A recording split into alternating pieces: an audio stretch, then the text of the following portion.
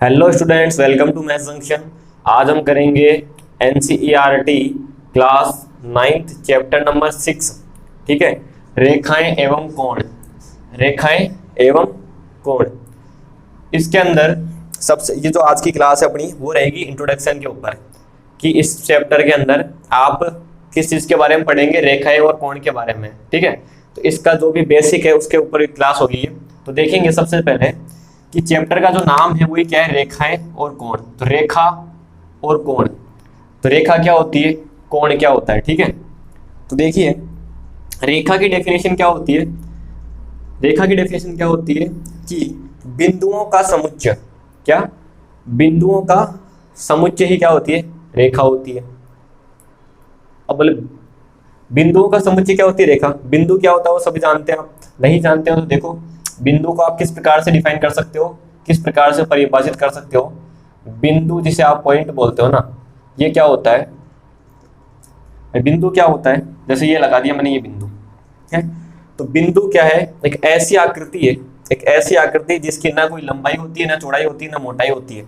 ठीक है, ना कोई लंबाई होती है, ना चौड़ाई होती है, ना मोटाई होती है, ना ऊंचाई होती है, कुछ भी नहीं होती। उसको क्या बोलते हैं अपन, बिंदु बोल सकते हैं। या फिर आप ऐसे कह सकते हो कि एक ऐसा वृत्त, या फिर आप कैसे कह सकते हो कि एक ऐसा वृत्त जिसका क्षेत्रफल क्या होता है, 0। दूसरे शब्दों में और कह सकते हो ऐसा वृत्त जिसकी त्रिज्या या 0 त्रिज्या का जो वृत्त होता है ना, वो क्या कहलाता है, बिंदु कहलाता है। ठीक है ना, मतलब इसका क्षेत्रफल कुछ होता ही नहीं है ना। जैसे मैंने लगाया पॉइंट तो ये दिख रहा है आपको।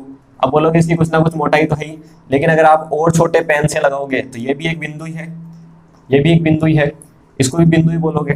तो बिंदु क्या होता है, बिंदु क्या होता है, एक ऐसा वृत्त जिसका क्षेत्रफल क्या होता है, 0 होता है।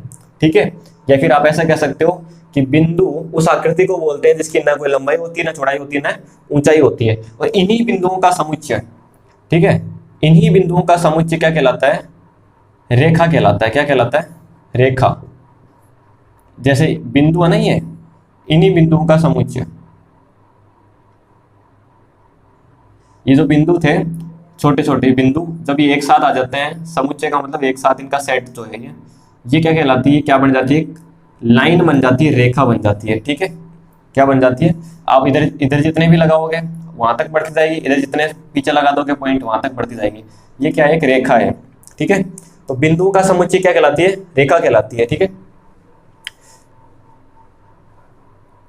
अब देखो अगली चीज आपके पास में, रेखा के अंदर भी आप एक चीज देखो, एक तो होती है रेखा, क्या होती है, एक रेखा होती है, एक किरण होती है, एक रेखाखंड होती है। 3 चीज आपके बुक में आपको मिलेगी, रेखा, किरण और रेखाखंड। ठीक है, रेखा को जिसको लाइन बोलते हो आप, है ना, रेखाखंड मतलब लाइन सेगमेंट, और एक होते हैं किरण मतलब रे।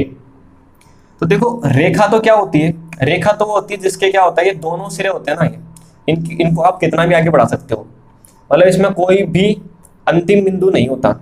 ठीक है, ना तो इसका कोई स्टार्टिंग पॉइंट है, ना कोई इसका प्रारंभिक बिंदु है, ना इसका कोई अंतिम बिंदु है। ठीक है ना, जबकि जो रेखाखंड होता है ना,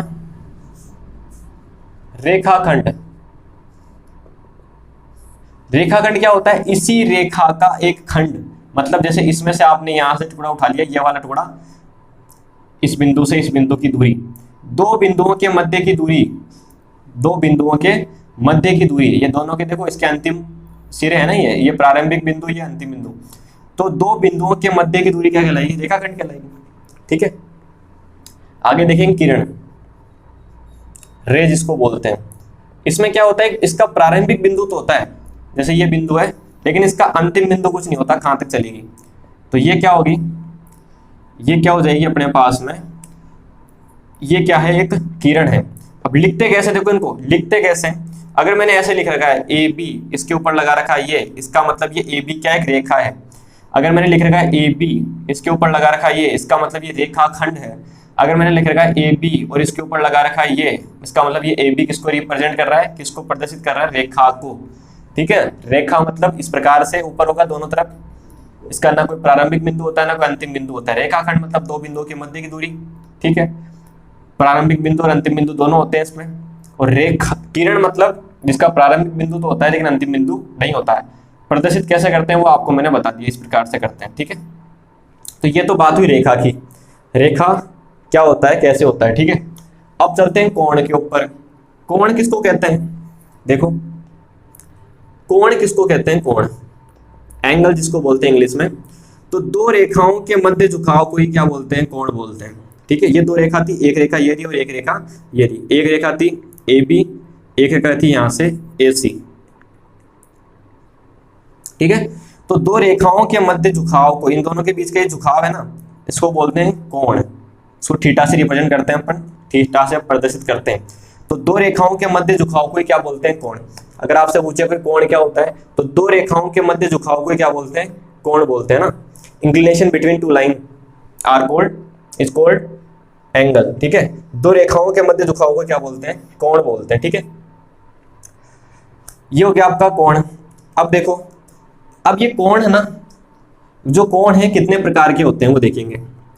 कोण की अगर बात करें अपन, तो कोण तीन प्रकार के होते हैं। पहला न्यून कोण, ठीक है। दूसरा समकोण, आपने तीन प्रकार के सपने पढ़े होंगे ना। तीसरा अधिक कोण,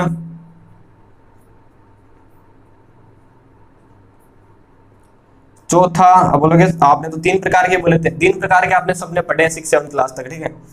लेकिन हकीकत में देखो ध्यान से, न्यून कोण, समकोण, अधिक कोण, इतना सबने पढ़ा है। इसके बाद भी होता है न्यून कोण, समकोण, अधिक कोण, इसके बाद में होता है रिफ्लेक्स एंगल, जिसको बोलते हैं प्रतिवर्ती कोण,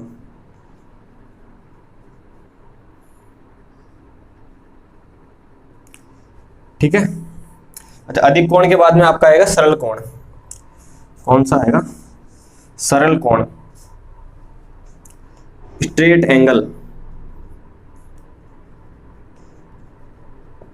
फिर आपका आएगा प्रतिवर्ती कोण,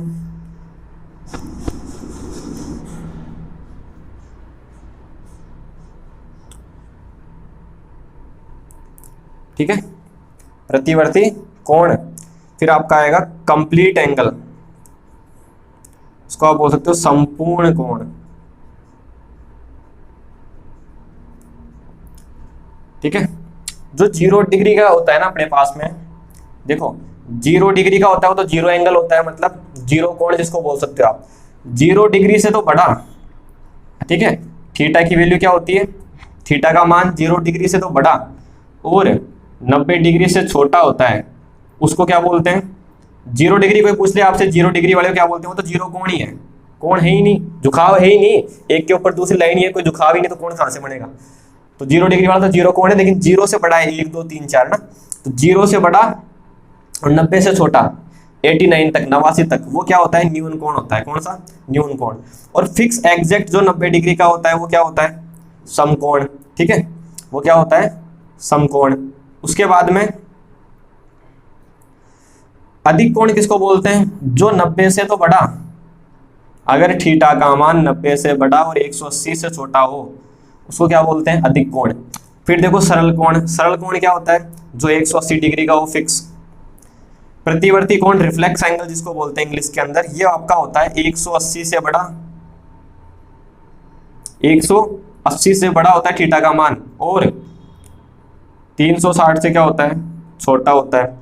संपूर्ण कोण, कंप्लीट एंगल 360 डिग्री का जो होता है, ठीक है। तो ये आपने आप किसको परिभाषित कर दिया, कोण क्या होता है और कोण कितने प्रकार के होते हैं, ठीक है। इसके बाद में देखो आपकी कुछ चीजें और है। ये तो बेसिक था कि रेखा क्या होती है, कोण क्या होता है, कोण कितने प्रकार के होते हैं, रेखा कितने प्रकार की होती है। अब देखो इसके अंदर आगे जो आपको 9th क्लास के हिसाब से चीजें पढ़ने को मिलेगी वो देखो। सबसे पहली चीज, अगर ध्यान से देखिएगा रेखाओं के अंदर ही, अगर मैंने दो रेखाएं ऐसे बना रखी है, ठीक है, ये रेखाएं ए बी और ये सी डी, मतलब दोनों रेखाएं एक दूसरे को काट नहीं रही है, ठीक है। इसका मतलब ये दोनों रेखाएं एक दूसरे के क्या है, समांतर। ये जो मैं साइन लगा रहा हूं ना, ये जो चिन्ह लगा रहा हूं, किसका है, समांतर का। इसका मतलब ए बी लिखते कैसे इसको, ए बी समांतर सी डी, ठीक है ना, ये समांतर का साइन है, ए बी समांतर सी डी, ठीक है। लेकिन ऐसे ही देखो फिर आप, अगर ये लाइन है सी डी और इसके ऊपर ये लाइन ए बी 90 डिग्री का कोण बना रही है इधर से, है ना।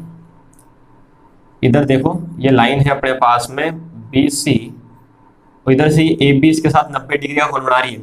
इसका मतलब ए बी क्या है, परपेंडिकुलर है, मतलब लंब है, ठीक है ना। यहां पर ए बी और सी डी दोनों कहीं नहीं मिल रही तो समांतर रेखाएं हैं। यहां पर ए बी और बी सी के मध्य में 90 डिग्री का कोण बन रहा है, इसका मतलब ए बी लंब है किस पे, बी सी पर, ठीक है।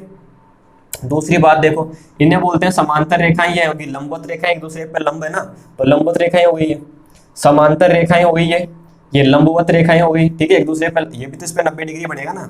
ए बी बी सी पर लंब है या बी सी ए बी पर लंब, एक ही बात है। ए बी सी डी के समांतर या सी डी ए बी के समांतर, एक ही बात है, दोनों समांतर रेखाएं, दोनों लंबवत रेखाएं हैं। फिर देखो यहाँ पर आती है प्रतिच्छेदी रेखाएं। प्रतिच्छेदी रेखाएं क्या होती है कि एक लाइन थी ए बी, इसको एक सी डी काट गई, इसका मतलब ये ए डी और सी डी एक दूसरे क्या है, प्रतिच्छेदी रेखाएं, क्या है, प्रतिच्छेदी रेखाएं,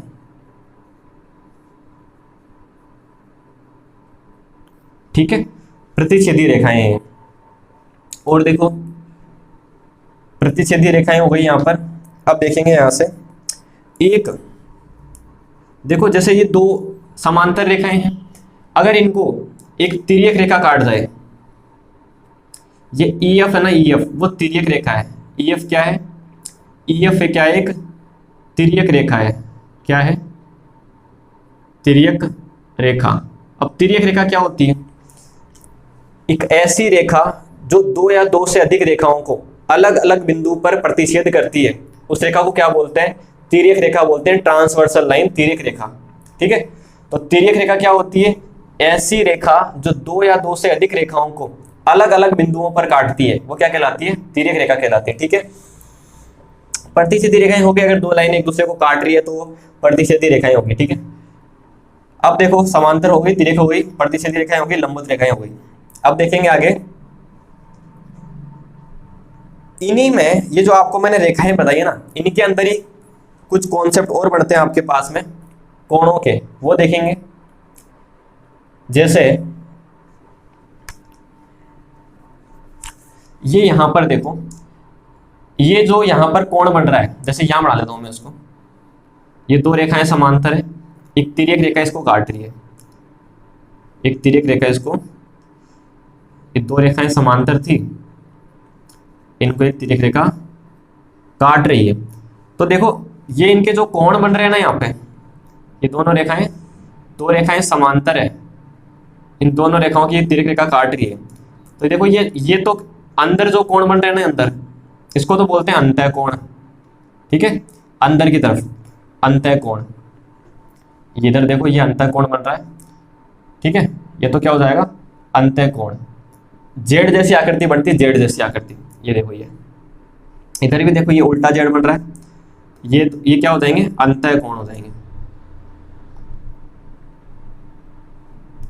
इसका मतलब ये है कि जब दो रेखाएं समांतर हो, एक तिर्यक रेखा काट रही हो, तो इनके अंदर की ओर बनने वाले कोण, जेड जो बनता है ना, जेड के अंदर देखो जो कोण आ रहे हैं, अगर इस कोण को नाम दूं मैं 1 नंबर, इसको 2 नंबर, तो कोण 1 कोण 2 के बराबर है, और कोण 3 कोण 4 के बराबर है। इनको बोलते हैं एकांतर कोण।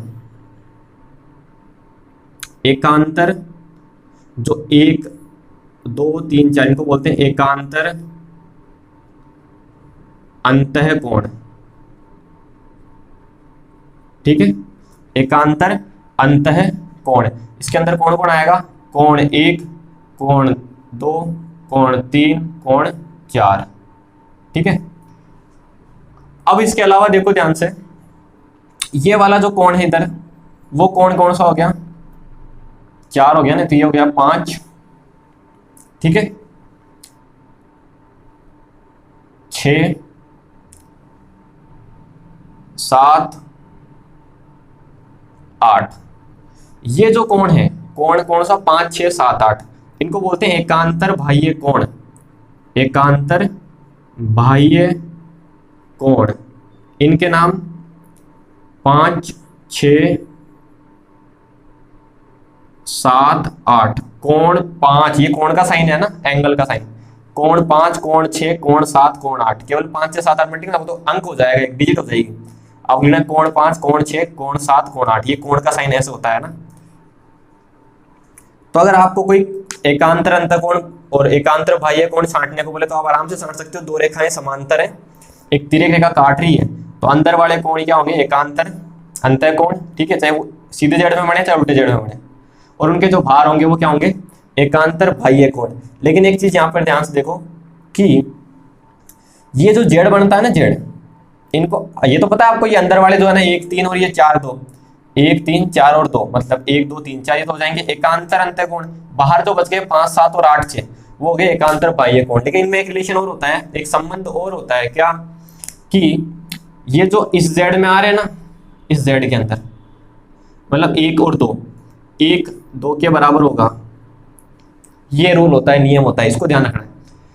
इस जेड में जो आ रहा है ना, इस जेड में 3 4 के बराबर होता है, रीजन एकांतर अंतःकोण, ठीक है। इसी प्रकार से ये देखो, ये जेड जो तुम्हारा बन रहा था ना 1 और 2, इस जेड के बाहर एकांतर अंतःकोण के बाहर जो बन रहे हैं ना 5 और 6, तो 5 6 के बराबर, ठीक है। ये जो जेड बन रहा था ना 3 और 4 वाला, इसके बाहर वाला 7 और 8, 7 किसके बराबर, 8 के बराबर। इनका रीजन क्या है, एकांतर अंतःकोण। इनका रीजन क्या है, दोनों क्यों बराबर है, एकांतर बाह्य कोण, ठीक है। ये कॉन्सेप्ट क्लियर है आपका। एक चीज और देखो, एकांतर अंतःकोण एकांतर बाह्य कोण क्या होता है, पता लग गया आपको। अब देखो, एक होता है आपके शीर्षाभिमुख कोण, जब दो रेखाएं एक दूसरे को प्रतिच्छेद कर रही हो तो इनके आमने सामने के कोण, ये वाला कोण, इस कोण के अगर इसको नाम दूं कोण 1 कोण 2 के, और कोण 3 कोण 4 के बराबर होगा, ठीक है। कोण 1 2 के बराबर होगा और कोण 3 कोण 4 के बराबर होगा। रीजन क्या होगा, शीर्षाभिमुख कोण।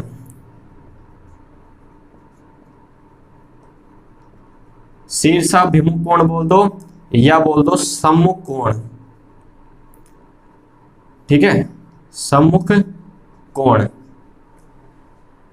समझ में आ गई। जब दो रेखाएं एक दूसरे को प्रतिच्छेद करती है तो इनके आमने सामने वाले कोण क्या होते हैं, आपस में बराबर होते हैं। कौन सा नियम लगता है इसके अंदर, शीर्षाभिमुख कोण या सम्मुख कोण। इसके अलावा देखो,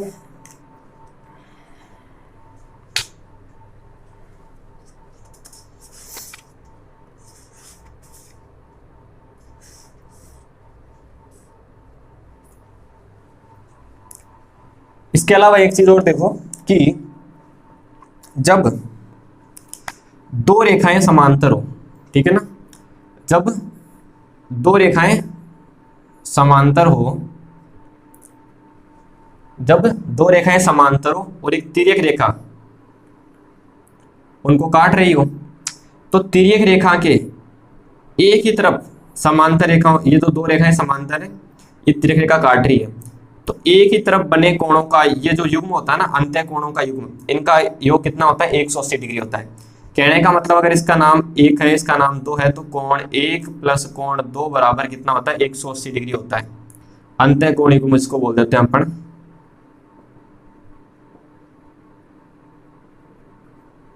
ठीक है। इसके अलावा रेखिक कोण युग्म आप जानते ही हो, ठीक है ना। रेखिक कोण युग्म क्या होता है, जब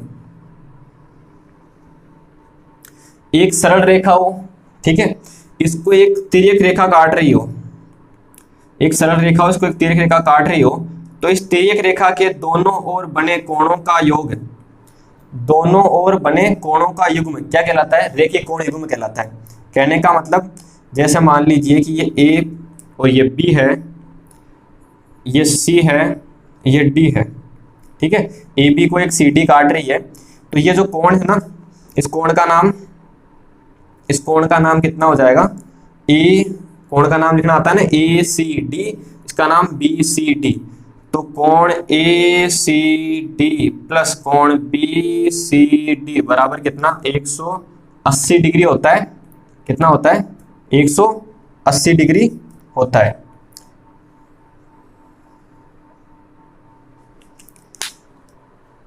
जब एक सरल रेखा हो, उसको एक तिर्यक रेखा काट रही हो, तो तिर्यक रेखा के दोनों ओर बने कोणों का युग्म रेखिक कोण युग्म कहलाता है, और इसका मान कितना होता है 180 डिग्री होता है। ठीक है, बोलते हैं इसको रेखिक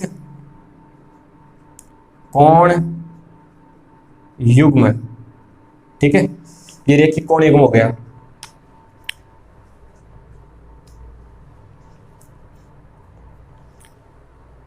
इसके अलावा एक चीज और देखो कि आपने सुना होगा आसन्न कोण।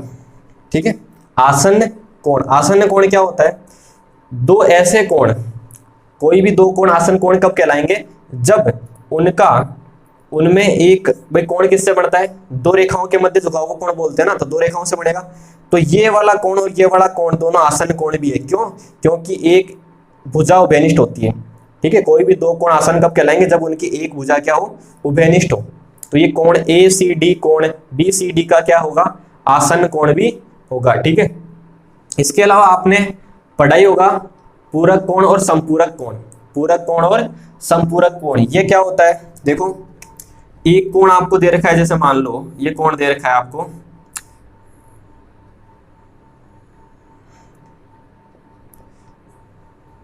ये कोण आपको दे रखा है 60 डिग्री का। एक कोण आपको दे रखा है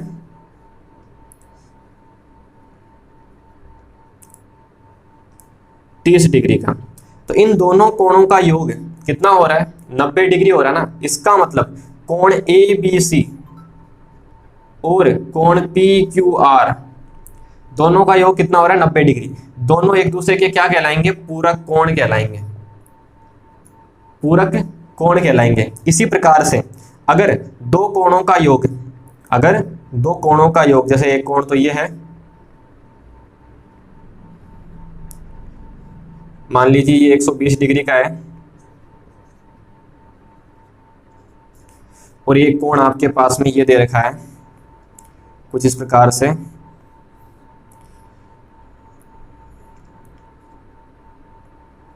इसका नाम आप लिख लो PQR।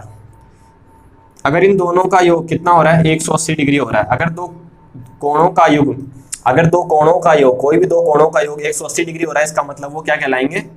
समपूरक कोण। क्या कहलाएंगे? समपूरक कोण। ठीक है, तो ये कहलाएंगे समपूरक कोण। तो रेखाएं और कोण आपका चैप्टर का नाम था। ठीक है, रेखाएं क्या होती है, कितने प्रकार की होती है, उनकी परिभाषा आपने देखी। कोण क्या होता है, उनके जो संबंध है क्या क्या है। ठीक है, एकांतर कोण, एकांतर अंतःकोण युग्म, शीर्षक युग्म कोण, रेखिक कोण युग्म, आसन्न कोण, पूरक कोण, संपूरक कोण।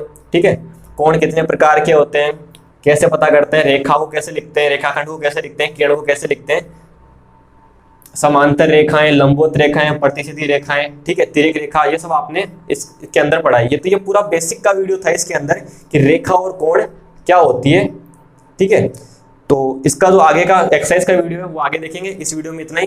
ठीक है, वीडियो अगर पसंद आया तो वीडियो को लाइक कीजिए, वीडियो को शेयर कीजिए अपने सभी फ्रेंड्स के साथ में। इसी प्रकार के वीडियो आगे देखते रहने के लिए चैनल को सब्सक्राइब कीजिए, बेल आइकन को प्रेस कीजिए, जिससे जैसे ही आपकी क्लास का वीडियो अपलोड होगा तुरंत आपके पास नोटिफिकेशन पहुंचेगा और वीडियो को जल्द से जल्द देख पाएंगे। Okay, thank you.